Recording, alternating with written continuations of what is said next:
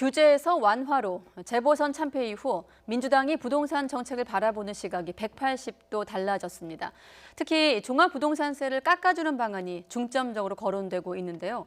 치솟고 있는 아파트값을 그대로 인정하겠다는 것 아니냐, 집값 잡을 의지가 있는 것이냐 비판이 나오고 있습니다. 이경국 기자가 취재했습니다. 종합부동산세는 부동산 광풍이 불던 지난 2005년 노무현 정부 때 도입됐습니다. 이후 2009년 1가구 1주택자 9억 원이라는 종부세 부과 기준이 마련됐는데 당시 적용 대상 가구는 0.6%였습니다. 문재인 정부 첫 해에도 0.7%로 비슷했는데 올해 들어서는 3.7%까지 늘었습니다. 부동산 가격의 급격한 상승에 공시가격 현실화까지 더해졌기 때문입니다. 민주당은 지난해까지만 해도 세제 강화 중심의 부동산 정책 기조에 발맞춰 다주택자에 대한 종부세 인상을 추진했습니다. 거센 조세 저항에도 불구하고 세제를 강화해 집값을 잡겠다는 의지가 강했습니다. 당정은 전혀 검토한 바 없고 계획도 없다는 말씀을 드립니다.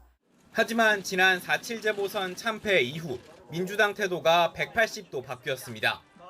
선거를 통해 성난 부동산 민심이 확인된 만큼 정책 방향을 바꿔야 한다는 주장이 내부에서 잇따라 터져나온 겁니다.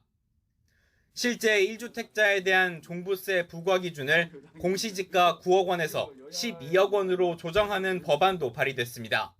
정부의 부동산 정책에 대해 냉엄한 비판이 있었고 정책 변화에 대한 요구가 빗발쳤습니다. 이러한 목소리들을 귀 기울이면서 이를 두고 집권 여당인 민주당이 집값을 안정시킬 의지를 보이기는커녕 오히려 치솟은 집값을 그대로 인정하는 것이냐는 비판이 나오고 있습니다. 세금 깎아줄 테니 더 많은 집을 가져도 괜찮다라고 부동산 광풍을 조장하고 있습니다. 정부 역시 부동산 시장에 잘못된 메시지를 줄 수 있다는 우려를 공개적으로 표했습니다. 이런데도 재보궐선거 결과에 화들짝 놀란 민주당이 여론 눈치를 보느라 스스로 정한 큰 원칙을 손쉽게 접는 것 아니냐는 비판이 나오고 있습니다. YTN 이경국입니다.